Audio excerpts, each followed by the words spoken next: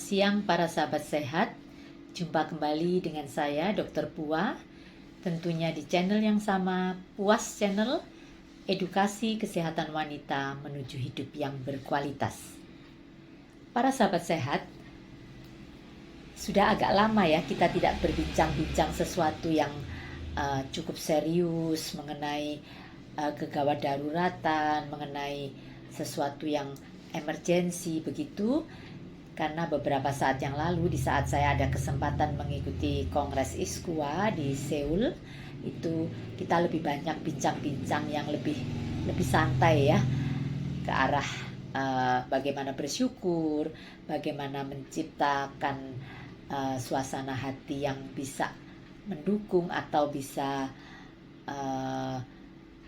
istilah anak muda sekarang itu apa, healing ya. Jadi istilahnya bagaimana kita bisa mensyukuri alam ciptaan Tuhan ini untuk bagaimana kesehatan tubuh kita menjadi lebih baik, bagaimana mempersiapkan kehamilan yang baik, bagaimana mendambakan melahirkan anak dengan intelijensi yang cerdas begitu ya.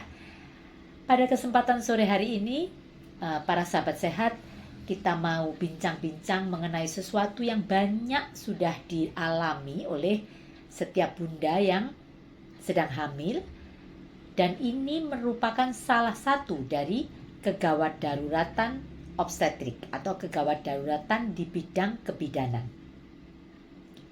yaitu masalah APB, antepartum bleeding. Dari namanya kita sudah bisa menduga ya, antepartum artinya sebelum lahir, bleeding artinya perdarahan. Jadi sebelum waktunya melahirkan sudah terjadi perdarahan. Nah, hal ini seperti saya katakan tadi merupakan suatu kondisi gawat darurat. Namanya gawat darurat, harus segera mendapatkan pertolongan dan penanganan yang baik, yang tepat, agar ibu selamat, bayi pun selamat. Para sahabat sehat, salah satu penyebab kematian ibu di Indonesia ataupun penyebab kematian janin juga itu pada saat kita melakukan audit, terbanyak itu adalah karena perdarahan. Nah, jadi kalau bunda yang sedang hamil mengalami perdarahan, itu berarti tidak boleh dianggap sembrono, harus segera mencari pertolongan. Nah, ada macam-macam ya yang bisa menyebabkan perdarahan antepartum ini. Yang paling sering adalah placenta previa. Mungkin bunda sudah pernah mendengarnya. Kemudian yang kedua, solusio placenta. Kemudian bisa juga karena vasa previa. Nah, ini mungkin para bunda yang sedang hamil agak sedikit bingung atau tidak suka ya, apa itu kok macam-macam istilahnya bahasa Latin begitu. Tapi saya mencoba di sini mengurai secara sederhana sehingga kita tidak menjadi takut, justru kita waspada ya. Yang paling sering adalah tadi saya katakan placenta previa. Placenta previa itu secara gampang adalah apa? Letak daripada ari-ari atau plasenta itu tidak pada tempatnya atau bahkan menutupi jalan lahir sehingga calon bayi ini tidak bisa lahir melalui jalan yang normal. Nah, perdarahannya biasanya terjadi di trimester kedua akhir atau trimester ketiga. Jadi lebih dari 28 minggu ya usia kehamilannya.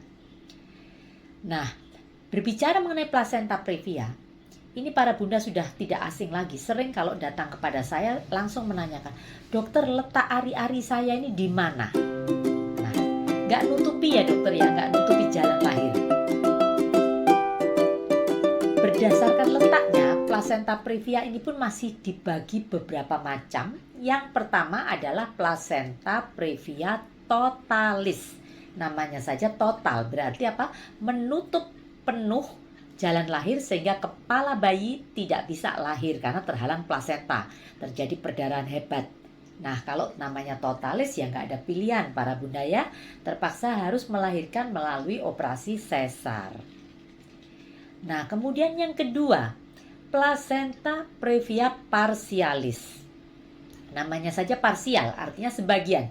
Bisa dibayangkan kalau ini kepala bayi, begitu ini plasenta, misalkan saja dia menutupinya begini atau begini. Tapi kalau begini ya, walaupun ini hanya separuh begitu, tentunya juga tidak bisa ya dilewati karena sangat berisiko perdarahan hebat juga. Nah, ada yang disebut dengan placenta previa marginalis. Marginal berarti di tepi. Bisa dibayangkan ya, ini kepala, ini plasentanya. Jadi ujungnya ini sedikit begini.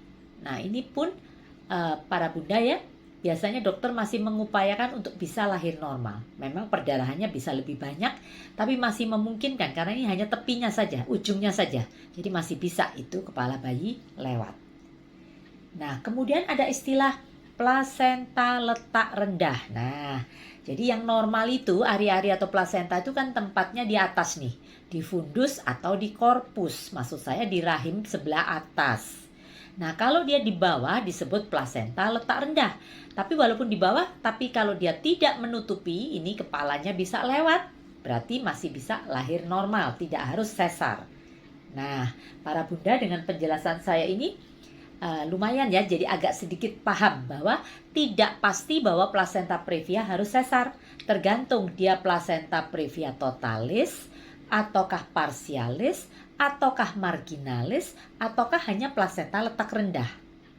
Nah, ini semua akan bisa terdeteksi dengan pemeriksaan USG ya. Pada saat bunda itu USG, makanya sering saya katakan di dalam tayangan yang lalu, manfaat dari USG itu tidak untuk melihat jenis kelamin bayi. Perkara kelihatan itu bonus saja ya. Tapi yang penting untuk mengetahui kesejahteraan janin. Ya, salah satunya ini tadi untuk mengetahui letaknya plasenta di mana. Nah, kalau para bunda sudah paham mengenai macam-macam plasenta previa tadi, sebagian dari pasien ataupun saat ini para bunda yang sedang mendengarkan tayangan saya ini akan bertanya, apa sih dokter yang menyebabkan kenapa plasenta ini kok nempelnya tidak pada tempatnya? Sebenarnya penyebab pastinya tidak diketahui. Tapi ada beberapa faktor yang menyebabkan atau memudahkan terjadinya plasenta previa. Apa saja itu? Yang pertama, yaitu memang kelainan plasenta. Suka-suka dia mau nempel di mana. Kemudian adanya riwayat endometriosis. Ya, baik itu yang diobati secara konservatif maupun pernah operasi, katakanlah pernah operasi kista coklat lah, atau mungkin endometriosis di tempat lain. Ini memudahkan terjadinya penempelan plasenta juga yang tidak pada tempatnya. Kemudian bekas operasi sesar atau miom ya. Jadi operasi sesar kan rahimnya pernah diiris nih, dijahit lagi. Buka lagi, diiris lagi, dijahit lagi. 3 kali sesar. Nah, ini resiko terjadinya plasenta previa lebih besar dibandingkan dengan mereka yang belum pernah sesar. Makanya ini pesan moralnya, jangan seneng-seneng sesar kalau tidak berdasarkan indikasi. Jangan karena nggak berani dokter takut sakit. Saya selalu katakan, ibu, apa disangka sesar nggak sakit? Saat sesar memang dibius, tapi setelahnya pemulihannya tetap back to nature, tetap enak lahir normal secara alami kalau memang semuanya normal ya. Jadi sekali lagi jangan pernah bermimpi bahwa melahirkan sesar itu lebih enak, lebih nyaman dibandingkan lahir normal. Karena salah satu penyebab plasenta previa adalah bekas sesar tadi ya. Kemudian usia lebih dari 35 tahun. Waduh, ini para bunda yang saat ini hamil usianya 40 tahun begitu, takut ya. Bukan seperti itu. Jadi sekali lagi ini kan sudah saya jelaskan tadi merupakan faktor predisposisi yang bisa memudahkan terjadinya plasenta previa. Kemudian lagi kelainan letak ya, bayi sungsang, bayi lintang. Ini pun karena tempatnya nggak betul, plasentanya ikut nempelnya nggak betul juga. Kemudian pernah keguguran ya. Keguguran dilakukan kiret. Pada saat kiret kan terjadi pengerokan penipisan dinding dalam rahim. Nah, pada saat ini kalau plasenta itu nempel, dia akan mencari tempat yang paling enak. Katakanlah yang bekas dikerok itu yang paling nyaman di mana, dia akan nempel di situ. Misalkan seperti itu. Jadi sekali lagi, ini pun juga merupakan faktor predisposisi. Para bunda, jadi sudah saya jelaskan tadi tentang apa itu plasenta previa, macam-macamnya, penyebabnya. Nah, apa sekarang yang perlu diwaspadai? Para bunda yang sedang hamil, berapapun usia kehamilan Anda, kalau terjadi perdarahan, itu tidak wajar. Jangan pernah menyatakan, oh nggak apa-apa, biasa kok. Saya dulu anak pertama juga gini, sering perdarahan. Oh tidak. Segera cari pertolongan. Maksud saya, kalau perdarahannya heboh, segera masuk ke UGD pada jam berapapun. UGD itu buka 24 jam. Tanpa rujukan BPJS pun kita terima karena termasuk kasus emergensi. Baik disertai nyeri maupun tidak, silahkan berangkat. Karena kalau nyeri bisa jadi dia solusio plasenta, bisa jadi terjadi robekan, mungkin fasa previa atau yang lain. Tapi yang jelas perdarahan, berangkat. Karena itu merupakan kegawat daruratan. Kemudian yang lebih heboh lagi, kalau sampai disertai shock. Shock itu bisa shock hemoragik karena perdarahan banyak, bisa shock hipovolumik karena kekurangan cairan. Ini pun harus segera ya, jangan dianggap wah pingsan, ngantuk. Hati-hati ya, kalau ibu hamil perdarahan terus dia seperti lelep aja. Lelep itu apa? Ngantuk begitu. Nah itu juga harus segera berangkat. Karena ini merupakan kondisi yang serius ya. Jadi tanpa rujukan tetap kami terima sehingga bisa segera dilakukan resusitasi cairan, pemberian transfusi darah. Dan yang penting, kalau memang dokter menilai bahwa ini tidak ada pilihan, harus dilakukan apa? Terminasi. Biasanya konservatif dulu kan.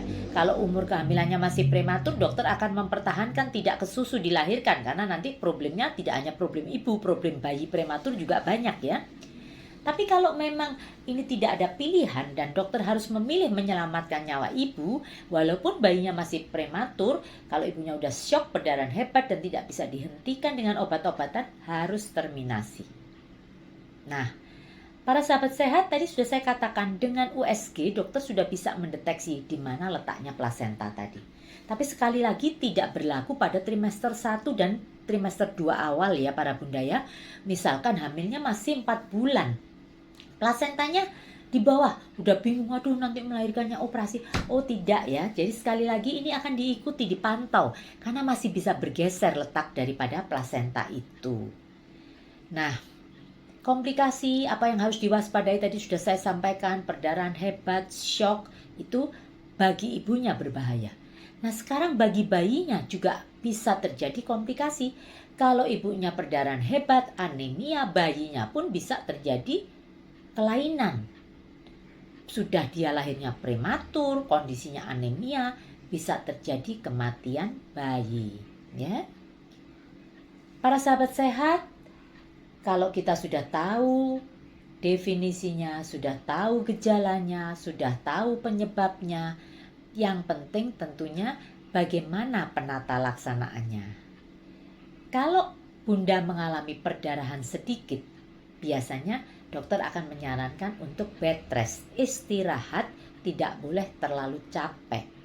Dilarang berhubungan suami istri, dilarang spermanya masuk karena bisa menyebabkan kontraksi dan bisa perdarahan seperti itu. Itu kalau perdarahannya sedikit. Tapi kalau terjadi perdarahan hebat, tentunya dokter beda lagi. Akan melakukan resusitasi cairan dan terminasi kehamilan. Kalau plasenta previanya totalis, memang tidak ada pilihan, harus operasi sesar. Tapi kalau dokter menilai, oh ini hanya plasenta letak rendah, masih memungkinkan, mungkin akan dilakukan induksi persalinan. Seperti saya pernah sampaikan dalam tayangan yang lalu. Para sahabat sehat, ini tadi mengenai plasenta previa, karena inilah yang tersering menyebabkan antepartum bleeding tadi. Sedangkan solusio plasenta, ini saya bahas sedikit saja. Solusio plasenta itu secara gampang artinya apa? Plasenta atau ari-ari itu lepas. Lepas sebelum waktunya ya. Harusnya yang benar kan setelah bayi lahir, baru ari-ari itu lepas. Ini dia lepas sebelum waktunya. Apa yang menyebabkan kok bisa lepas?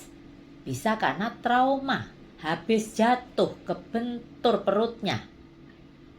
Ya, mungkin juga kaget karena ada gempa bumi. Waktu ada gempa di Malang Selatan, daerah Lumajang, itu ada pasien saya langsung lari. Dia lupa kalau dirinya hamil.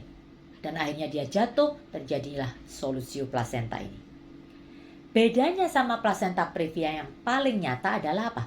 Jumlah perdarahannya nampaknya nggak banyak, tapi ibunya kesakitan hebat, perutnya tegang. Ternyata itu perdarahan dalam karena ari-arinya lepas di dalam. Ya, kalau plasenta previa kan tidak pakai nyeri, tapi perdarahannya keluarnya kelihatan banyak. Nah, ini malah kalau kelihatan banyak, sang ibu takut dan waspada, segera lari ke UGD. Kalau solusio, mohon maaf ini, sering kali kasus saya di desa, saya pernah menemukan di daerah Malang Selatan itu, dia sudah habis jatuh, malah dipanggilkan Mbah Dukun, dioyok. Para sahabat sehat mungkin yang bukan berasal dari Jawa, yang sempat mendengarkan channel ini bingung apa itu oyok. Oyok itu adalah pijat yang dilakukan oleh dukun bayi, katanya untuk membetulkan posisi bayi. Nah, ini Mbah Dukunnya kan nggak tahu kalau plasenta previa atau solusio itu tadi. Habis jatuh, perutnya kebentur, terjadi apa? Plasenta atau ari-ari itu mau lepas. Hampir lepas dengan dioyok, dipijet. Malah jadi lepas beneran ya, jadi solusio plasenta. Makanya di sini pesan paling penting untuk para bunda, jangan pijat perut atau oyok ya. Kalau habis jatuh, khawatir dengan kondisinya, ya periksa. Kan bisa dilihat dengan USG apakah plasentanya utuh, apakah terjadi pelepasan sebagian. Dokter akan menyarankan bagaimana langkah-langkah yang terbaik. Karena kalau dipijat, dioyok, lepas malah kita nggak tahu bagaimana terus menanganinya. Dan ternyata bayinya malah sudah nggak ada. Karena kan yang memberi makan bayi plasentanya. Karena plasentanya lepas sebelum waktunya, nggak ada yang ngasih makan bayinya. Akibatnya terjadilah kematian janin di dalam rahim, ya. Itu tadi para sahabat sehat, para bunda yang sedang hamil. Dengan penjelasan saya ini, saya berharap kita tidak takut ya. Tapi dengan tahu ini termasuk kegawat daruratan obstetrik atau kebidanan, menjadikan kita lebih waspada. Para suami yang saat ini juga sedang mengikuti channel saya ya, karena saya sudah membuat channel tentang suami siaga ya, suami siap antar jaga. Segera kalau menemukan istri Anda sedang hamil dan mengalami perdarahan seperti ini, nggak usah pikir panjang, segera bawa ke UGD rumah sakit terdekat. Tidak perlu bingung, waduh ini hari Minggu, tidak ada rujukan yang bisa kami ambil dari puskesmas. Tidak usah pakai rujukan. Masuk langsung UGD, diterima. Tidak ada satupun UGD rumah sakit yang akan menolak pasien BPJS karena perdarahan. Karena ini termasuk gawat darurat. Saya rasa cukup sekian penjelasan saya. Saya berharap ada interaktif dari para bunda yang sedang hamil maupun para suami siaga yang pengen bertanya tentang plasenta previa, tentang APB ini tadi. Silahkan tulis di kolom chat, silahkan WA pribadi saya juga boleh. Tujuannya hanya satu, saya ingin kehamilan bunda berjalan dengan lancar dan aman, persalinannya pun aman dan lancar, bunda selamat, bayi pun sehat. Salam sehat dari saya, Dr. Bua dari Kota Malang.